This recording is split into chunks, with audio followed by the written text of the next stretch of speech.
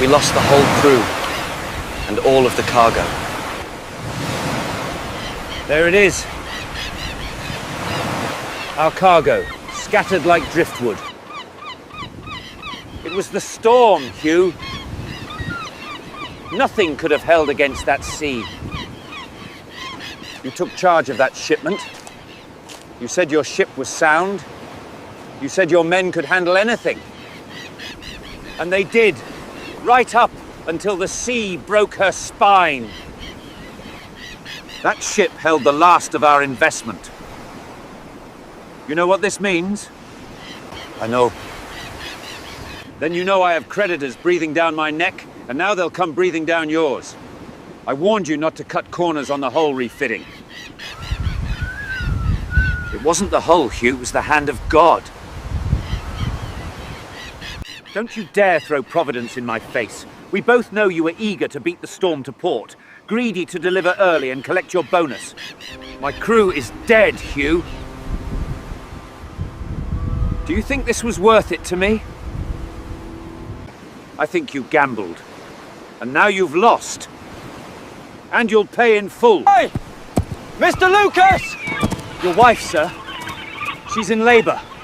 It's begun. Go on then. Run to your wife. But know this, Lucas. When you come back, the reckoning will be waiting.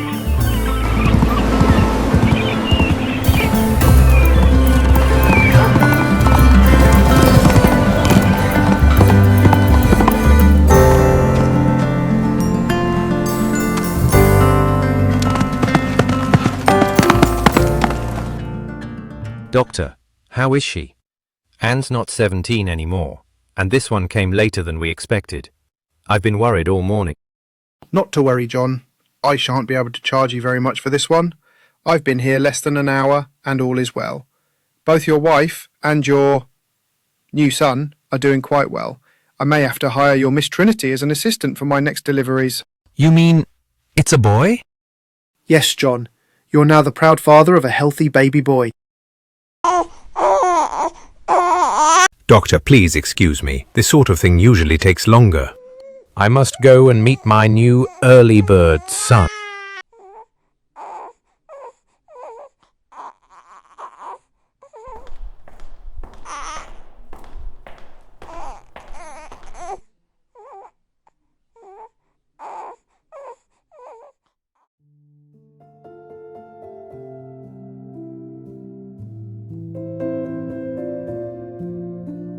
John, you're home. Anne. I got here as soon as I could. How are you feeling? You look as wonderful as ever. I'm just fine, my dear. Your new son arrived in minutes, no trouble at all. Miss Trinity and Julia delivered the baby before Dr. Phillips even arrived. Oh, Papa. He's a beautiful little brother. I helped bring him into the world. Doesn't he look like me? Miss Trinity said he opened his eyes the very moment he heard me speak. He's strong already. I could feel it when I wrapped him up. Papa. You should have seen him. He came into the world as if he knew we were waiting for him. Julia, all babies look the same to me. Maybe a bit like you, though. Oh, Papa, don't you see it? He's more like me than Kate or Ellen. I felt it the moment I held him. Hand me my son, my dear Julia. I am so proud of you for what you did today.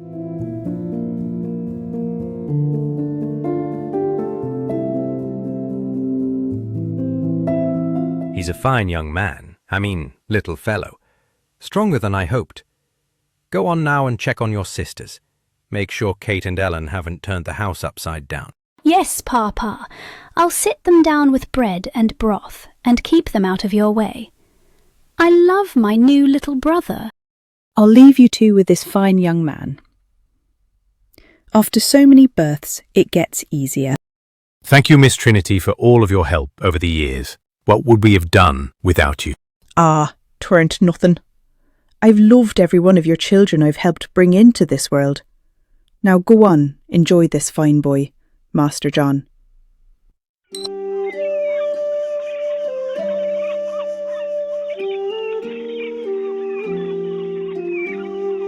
There'll be questions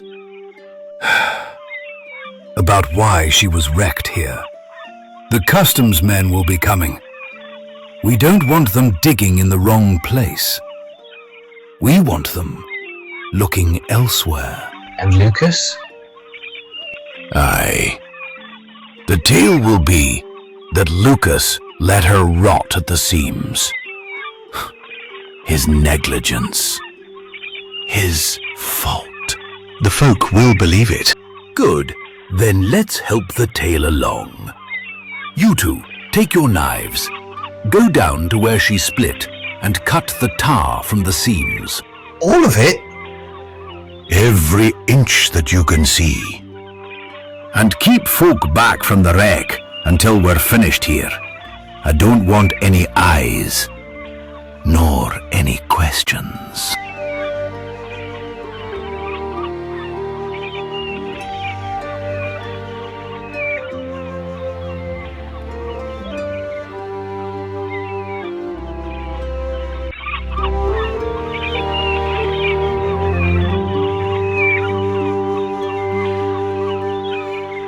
Well now, my son. Welcome to this world. Your name will travel farther than you know. John, my dear. What shall we name him? John, William, Charles, George? Your family's names all ring with such purpose. But this little one, he feels like he's meant for something of his own. What name shall guide him into the world? I'm thinking Jonathan, after your uncle. He gave us so much. He's always been an inspiration to me.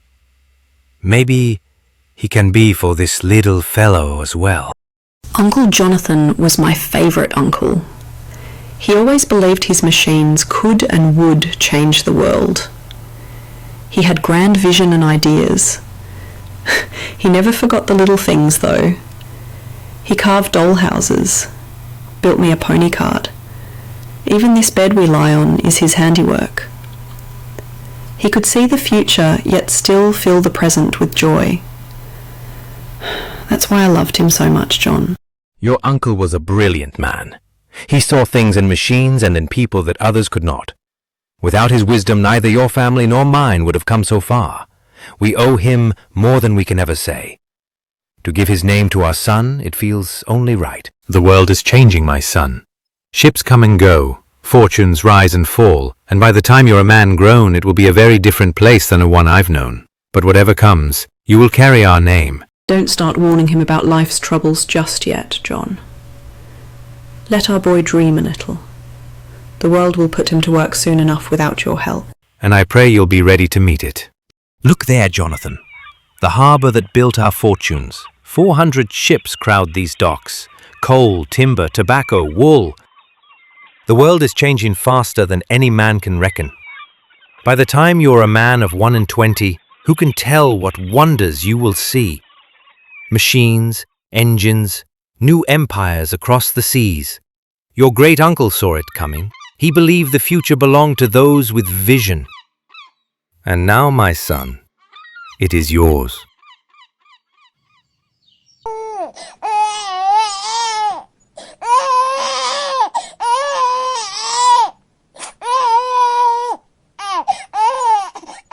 Did I say something to frighten you, my son? He's not frightened, John. He's hungry. Here, bring him to me. There now, my brave little Jonathan. Stop upsetting your father. He thinks you're angry. Let's not upset him yet, my son. Anne, heaven help us both. For he already has your spirit, and perhaps a little of mine. Go to your mother, Jonathan. I cannot help you with that, I'm afraid. Not yet, anyway. Anne, do you know what I'm thinking about? Probably your business, dear. Always the future in your head. As I was just looking out into the harbour, it made me think of all the changes since you and I became man and wife. Well, there's certainly been many, but this latest change, our new son, is the best of all. I agree, Anne. John, you're not a prophet, but if Jonathan is anything like his father, he'll do just fine.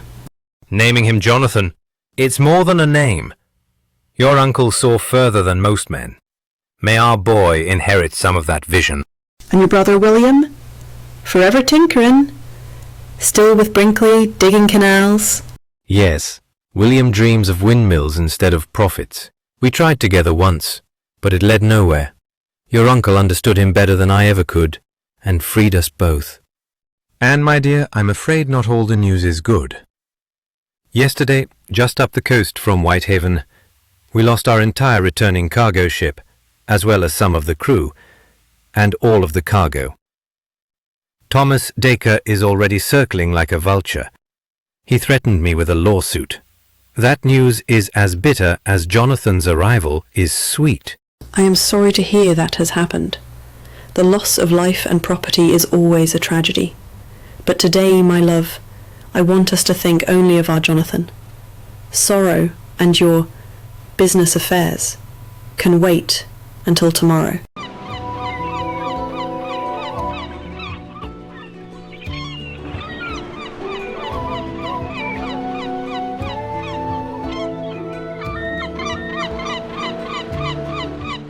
Dacre's marked cargo only onto the wagons. Leave the rest. We have to get this to the warehouse. Now, move!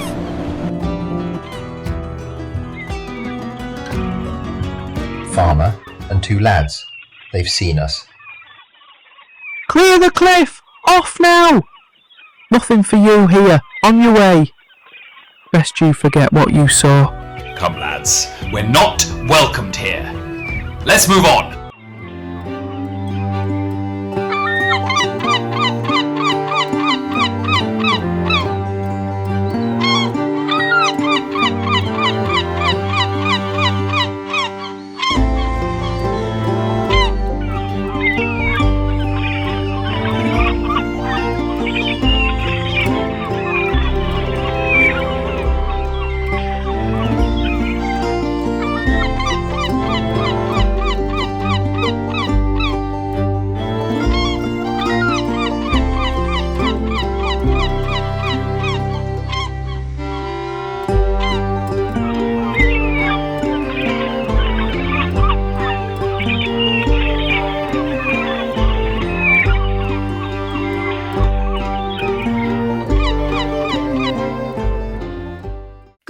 Mistress Anne, Master John.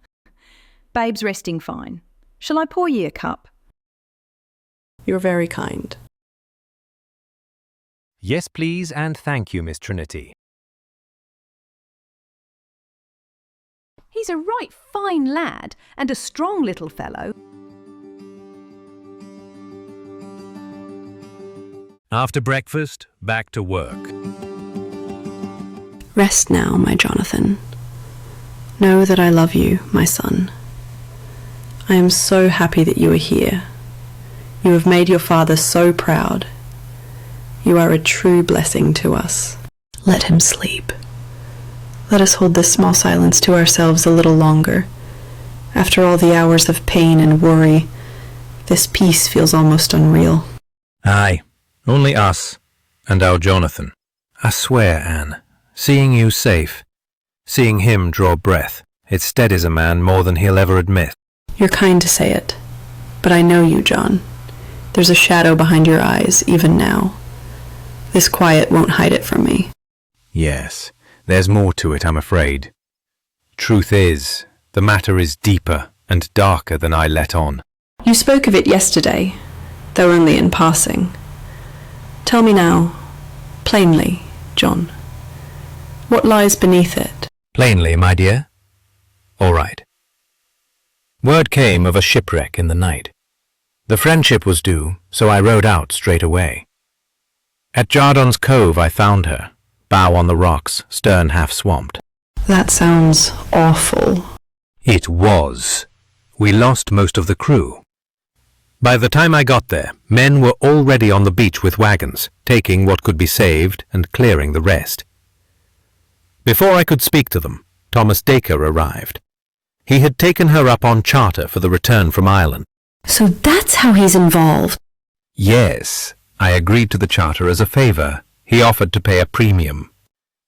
At the wreck, he set the blame at my door, claimed negligence, said the ship was starved of pitch, which makes no sense. Then he threatened he'd have his losses in court. Just then the boy from the yard found me with your news, and I came straight home. And now what? Now we see if his temper cools. The loss is hard enough without a suit besides. You've told me what you know. The cove, the wagons, his words. Let that be enough for this morning. Yes, Anne, I agree. It is more than enough. Eat a little before you get back at it. Now, that sounds like a very good idea.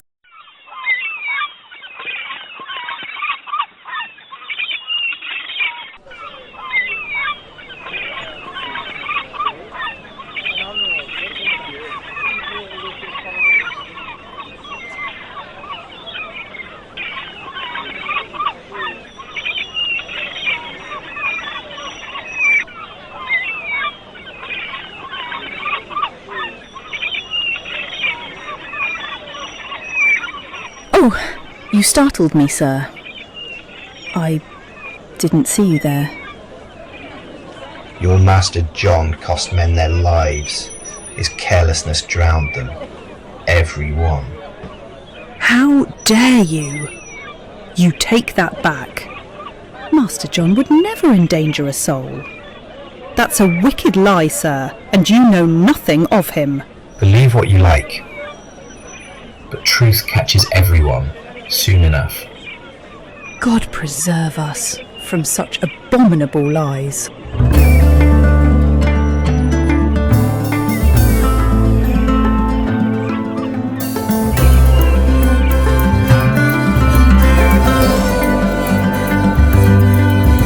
I am Toby Graham, Harbour Master of Whitehaven. I'm required by law to take your particulars touching the loss of the Friendship. 'Tis the custom of the port, it's for our port records, and the court, should it be needed. Your name and station? Thomas Kerr, able seaman. When did you clear Ireland? And was it under charter or common freight? Tuesday, thereabouts. Wouldn't be me business, sir. What was the wind like through the night? Southwest, freshening a bit. When did you shorten your sails? 'Fore midnight. Hard to swear, 2 glass. Things were coming on. What were the soundings before you struck? 7, then less. Can't swear tower with sea like that. Who ashore besides you? Who met you? Bits, sir. Barrels. Glass. Can't say that counts. Men. Locals, I reckon. Hard to see for spray. Could have been wagons. Was there a fire on shore? A beacon light of some kind? Might have been a signal. Might have been drift. Don't rightly know. Where were the papers? The log and cargo manifest? Mate Adam, or master. Sea takes what she wants. I'm sorry for your drowned and missing shipmates. You've been of help. I've told what I can swear. That's all a man should tell. Is there anything else that you remember? Or that you can tell me about the grounding? Well, sir, I think I did hear someone say she was starved o' pitch, but I ain't sure who said it. Are you willing to swear to that? No, sir. I can't swear to it. It was just what I was told. That's all for now. You can go now, but stay where I can find you, if need be.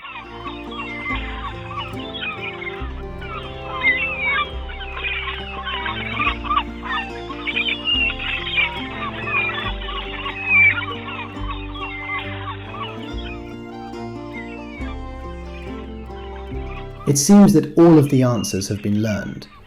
Perhaps my eyes should be toward Jardon's road. I think I need to investigate this a little deeper. Or maybe I should try Alison's tavern first.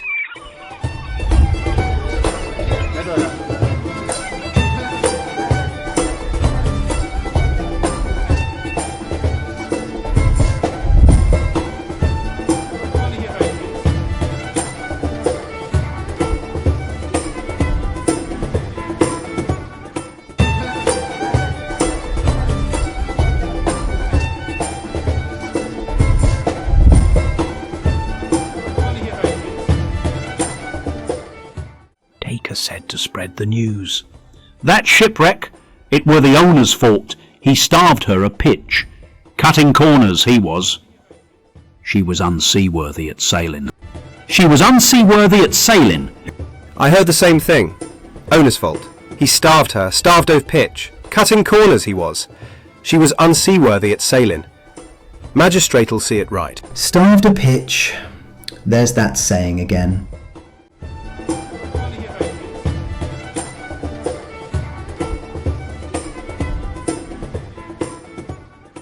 Same words, different mouths. Someone means to blacken John Lucas's name. Jardon's road busy after dark.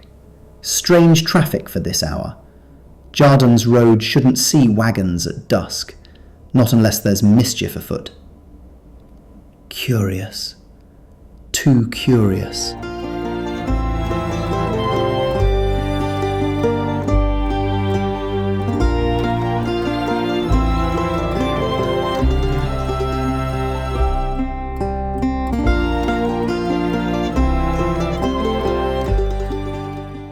Evening, Cody. I'm here on Harbour Office business. Routine after a wreck. Are you the one in charge? Mr. Dacre's gone, sir. We mind Bay. Right. What have you brought in so late tonight? What we could on Mr. Dacre's, sir. Just these few. Marks say cloth remnants and nails. What seas spared. What time did you get started on the salvage operation this morning? First cart near sunup. This and almost a day gone. Any other loads expected tonight? Nay, sir. Just Mr. Dacre's goods, same as ye see. Let me have a look-see, and I'll be out of your way. Aye, sir.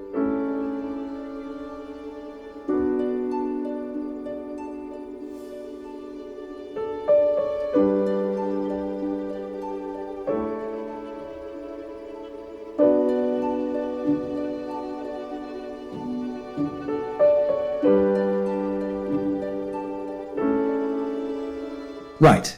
2 crates received. Post a list to the Harbour Office in the morning. Marks, contents, hour, and who witnessed. If more comes in tonight, the same. No need to trouble Mr. Dacre. Pure routine. Aye, sir.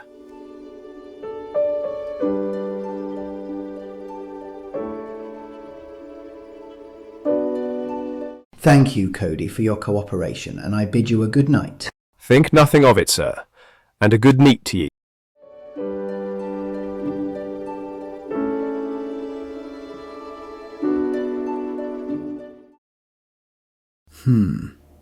The iron ring means a secret compartment.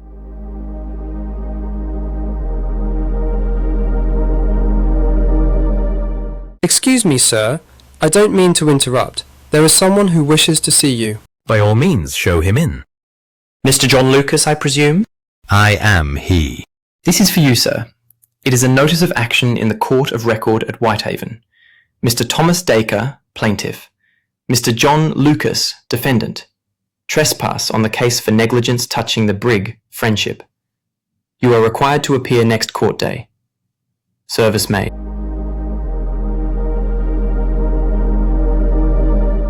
John, you're back early. What is it?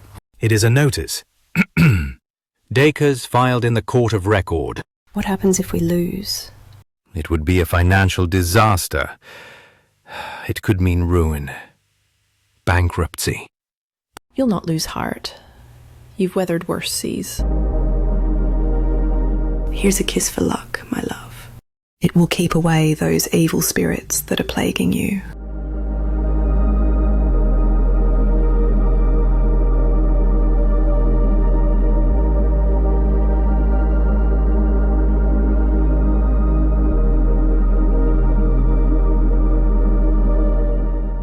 I think I'll go to counsel. Jeremiah Spedding is the man for the job. I agree. He's a good friend and, more importantly, a good lawyer.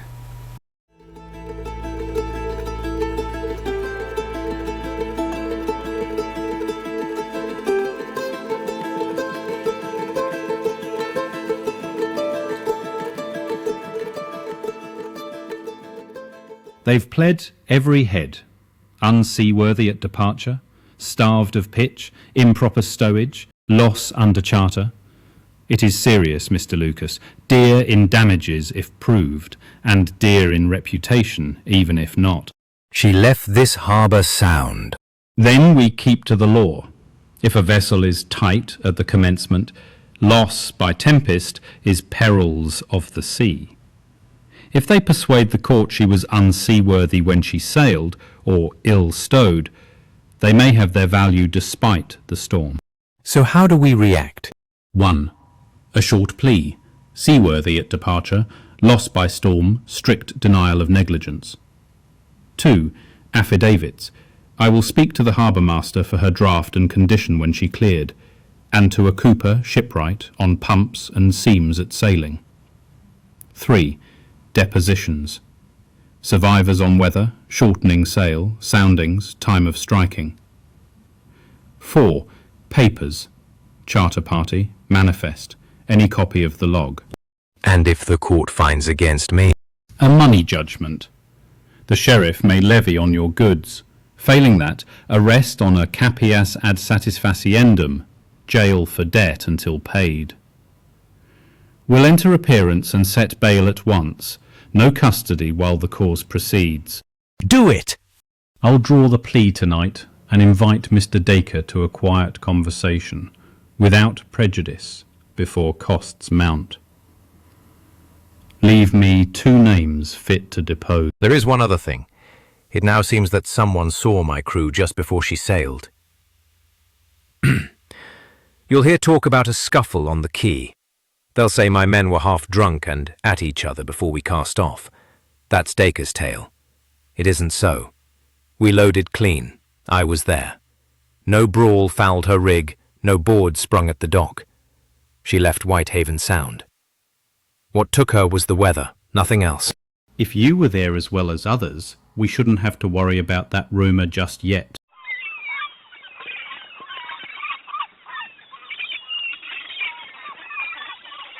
Moses can testify for me. Well, good morning, John. I thought I'd see you soon. I hear there's trouble afoot. Some accusations being hurled around town. Something about a lack of pitch. Yes, indeed. You were the last workman on Friendship before she cleared. Tell me exactly what you did. As is the usual practice, we picked the oakum from old hemp. That's the same orchard that was used to keep the Friendship's seams in place. Tarred hemp packed to keep her tight. Soaked it in pine tar. My lad heated the irons. We drove the oakum into the deck seams, fore to aft, and round the chain plates where the shrouds bite. When? What day exactly? Wednesday last, before the morning tide. 2 hours' work. Let's see, your bill of parcels is here. 21 pounds of oakum, 2 stone of pitch, 3 caulking irons on loan. What was her condition when you finished with her? Seams tight, pitch set clean. We worked the pump. She drew sweet water, no backwash of bilge. Decks were dry by noon. Toby Graham took the draft at the pier. 8-6 forward, 9 aft. Any other witnesses who could testify? My apprentice Ned Bell and the tar boy Matthew Carr. They'll swear it. Good. Spedding will want your ledger line and the way ticket.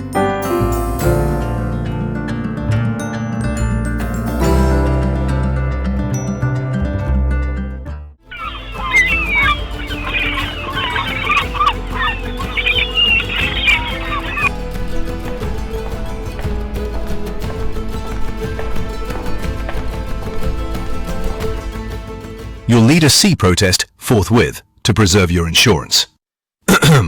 Bring 2 mariners to swear the weather and loss. I'll append the harbour master's note on her condition at departure. Underwriters will wait on the protest and affidavits.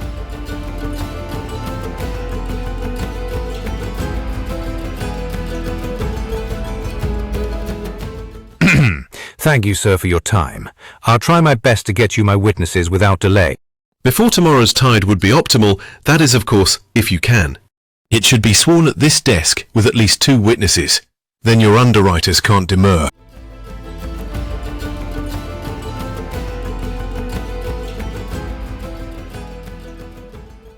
I've entered appearance and set bail. Our plea files tomorrow. Jeremiah, let's get this over with as quickly as possible. They say he let her go soft. If a man starves a seam, she tells on him, she does. Good day to ye, sir. And a good day to you as well. Since the wreck, ship gone, men and cargo with her. Dacre barking blame, the scuffle on the quay. Wagons on the beach within the hour, as if they knew. Whisper says my seams were starved. Nonsense. Now his suit against me. It doesn't reckon. I'll speak to Toby Graham. If any man can untie this knot, he can. I understand you have some ideas on what is happening here. Tell me what you've got. Plain. Plain, then. Last night 9:14, a 2-horse wagon off Jardins Road, tarps tied low, into Dacre's yard. 10:03, a second went in, as the first came out lighter. Shutters barred, only their hay bay working. Wind in the northeast gave me the reek. Brandy. Inside I saw a short plank with an iron ring lifted and dropped. Pit beneath. Faces by sight. Blackwell, Simcoddy, Higgs. This morning I questioned Thomas Carr. His answers ran learned more than lived. He had starved a pitch, neat as a clerk. I heard same in other mouths by noon. What do you make of it? Dacre wants that town and that court staring at that hull. Fix the tale at negligence, and any man asking what ran up that lane looks to me like he's trying shifting that blame. That suit sets to tune afore the excise men are even asked to hum. Will you put it to Spedding? As facts only. Times, faces, movements, iron ring plank. If Spedding thinks fit, he might ask Dacre for a quiet word, without prejudice. Dropped action, and town needn't be troubled. No heroics. None. Only what can be sworn. Tell us only what you can swear, Mr. Graham. 9:14. Wagon off Jardins Road, tarps tied low, into Dacre's warehouse. 10:03. Second in as first out lighter. Street shutters barred, hay bay working. Reek o' brandy on a northeast wind. Thrute Bay, short plank wi' iron ring lifted and dropped. Pit beneath. Faces by sight. Blackwell, Simcoddy, Higgs. I remained in the public lane. And the survivor? What was his name? Thomas Kerr, answers learned. Same story heard round town. Starved a pitch. Word for word. No hour, no fathoms. Times, faces, reek, plank, pit, observed from the lane. You can swear to each one of these? To that I surely can. To the notary with this. Now the plan, quiet and lawful. I file our plea today. At noon we ask Mr. Dacre, without prejudice, to open the hay bay and lift the plank. If he declines, I lodge this. And what happens then? If he's sensible, he withdraws the action and pays costs. Either way, you do not speak the word spirits in public. We stay to perils of the sea. This is for counsel's ears only. This is your judgment. It is marked off from your oath, from what you can swear to be true. Oath you have. Judgment is this. Dacre took her on charter. To manifest from Ireland were padded, honest enough to square freights. Weight meant to be made up off Tyler Man, a common rendezvous for smugglers.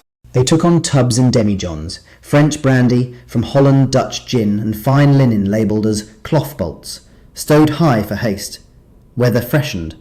She came on top heavy. In Jardins she broached, bow on rocks, stern half swamped. Wagons were pre-staged, expected to offload the contraband at Jardins Cove after the wreck. Salvage what pays, a race to rest. move liquor and gin to the town pit under the hay bay. By noon, town had starved a pitch walking in many mouths, to suit fixers' eyes on negligence, so no one asks what ran up to Lane. Good. That map decides our manner at noon.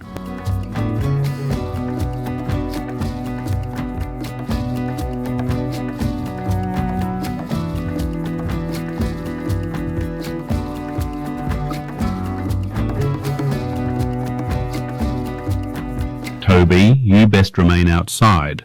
We don't want to threaten Mr. Dacre with an official. I'll remain right here. Mr. Dacre, we come without prejudice to save the court trouble. Then go ahead. Admit negligence and settle my loss. Or withdraw your action and let the town be quiet. Be so good as to open the hay bay and lift the short plank with the iron ring. This is my warehouse. I won't have it searched by you or anyone else. No search. A request in your presence, so we may judge the good faith of the tale in the streets. If you will not, then I must lodge this. It is addressed to the Commissioners of His Majesty's Excise at Whitehaven. Your negligent suit cannot stand with that letter also in motion. Choose the road you mean to walk. No admissions. None asked. Here is the instrument of discontinuance. It says, Mr. Dacre withdraws his action, costs to Lucas. Sign here, countersign there, I file at once. The other paper remains sealed and unlodged.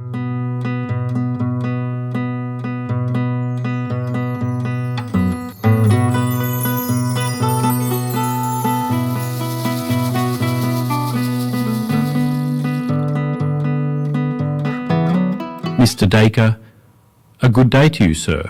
And a good day to you, Mr. Spedding.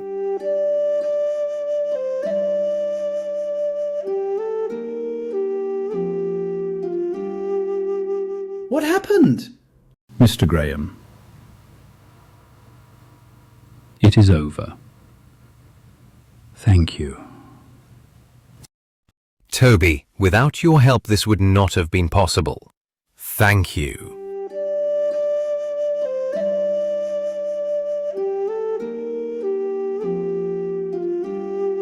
It's settled, love. Dacre's withdrawn the claim. Costs paid. Name cleared. Truly? Truly. Then we've weathered the storm. Aye, and the sun's back out again.